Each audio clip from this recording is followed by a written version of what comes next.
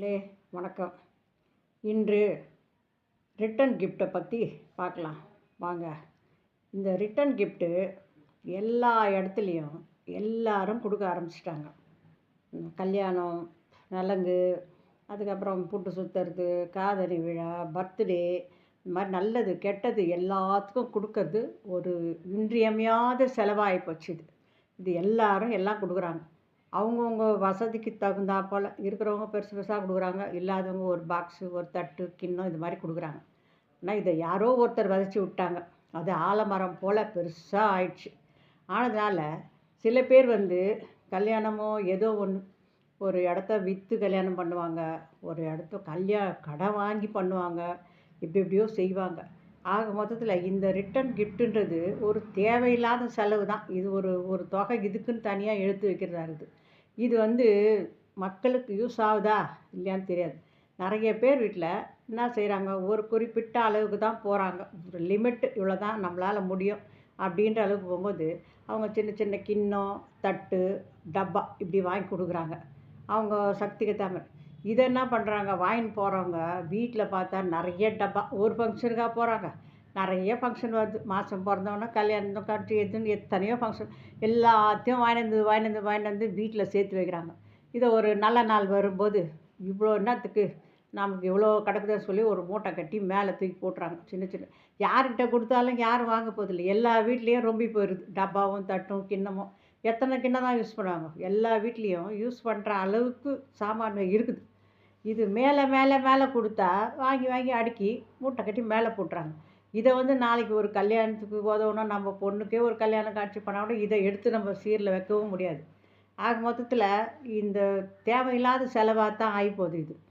இதை ஜனங்க நம்மளாக தான் நிறுத்தணும்.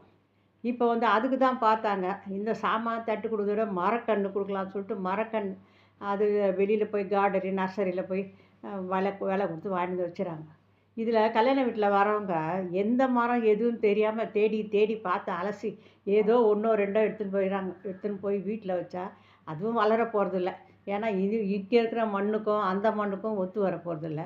ரெண்டாவது சின்ன கண்ணிலே போடுறதுனால வளர்தான், அது 100க்கு ஒரு 10 செடி வளர்ந்தா பரவாயில்ல, அப்பவும் காசு வேஸ்ட்டாக தான் ஆகுது.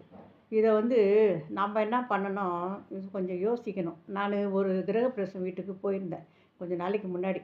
அவங்க என்ன பண்ணாங்க, ஒரு கவரில் ஒரு பாக்ஸ் போட்டு கொடுத்தாங்க.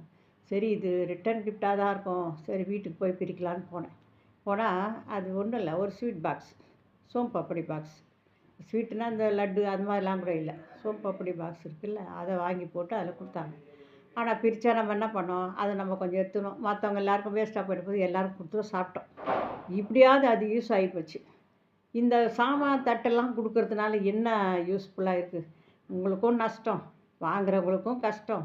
திருப்பி இது நம்ம செய்கிறோமே இன்னொரு, இதை யாராச்சும் இந்த பழக்கத்தை தள்ளி ஒதுக்கிட்டு வந்தாங்கன்னா எல்லாருக்குமே அது நல்லது தான். எல்லாருமே சுகப்படலாம், எல்லாருக்குமே கொடுக்குறவங்களுக்கும் நல்லது, வாங்குறதுக்கும் நல்லது.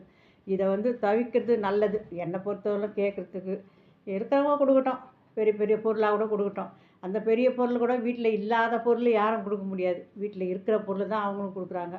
ஏதோ ஒன்று ஞாபகமாக வச்சுக்கிட்டோன்ட்டு நம்ம எங்கே ஞாபகமாக யூஸ் பண்ணுறோம், அதை எடுத்து பத்திரமா போட்டு மேலே வச்சிடும். கொஞ்சம் பெரிய பொருளாக கொடுத்தாங்கன்னா அதை நம்ம யூஸ் பண்ணுறதில்ல, பின்னாடி உதவும் அப்படின்னு சொல்லி எடுத்து அட்டைப்பெட்டியில் போட்டு மூடி வச்சிடும். பின்னாடி குழந்தைங்களுக்கு கொடுக்கலாம், வேதம் வரும். அதுங்க கல்யாணம் ஆகி போகும்போதெல்லாம் இந்த சீர்வரிசை கொடுக்க முடியுமா?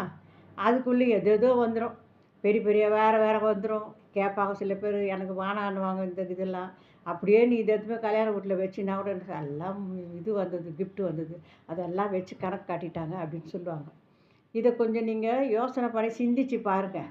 ஒருத்தர் விட்டால் தான் மற்றவங்க விடுவாங்க, நீங்கள் கொடுக்காத விட்டிங்கன்னா. ஆனால் இதே போல் இந்த மாதிரி யூஸ் ஆகிற பொருளாக உடனே போயிடணும். இந்த புக்ஸுங்க வாங்கி கொடுக்கலாம், அது படிக்கிறதுக்கு உதவும், பின்னாடி இருக்குதோ இல்லையோ. ஸோ வேணுன்றவங்க வாங்கிட்டு போவாங்க, வேணான்றவங்க விட்டுட்டு போயிடுவாங்க. ஒரு நல்ல நூல்கள் அந்த மாதிரி வாங்கி அவங்களுக்கு பரிசளிக்கலாம். ஆனால் அதை யாரும் இப்போ விருப்பத்தில்லை, இந்த மாதிரி கொடுத்தே ஆகணுன்ற ஒரு கட்டாயத்துக்கு சூழ்நிலைக்கு தள்ளிட்டாங்க. இதனால் உங்களுக்கும் லாபம் இல்லை, அவங்களுக்கும் லாபம் இல்லை, வாங்குறவங்களுக்கும் லாபம் இல்லை, உங்களுக்கும் லாபம் இல்லை.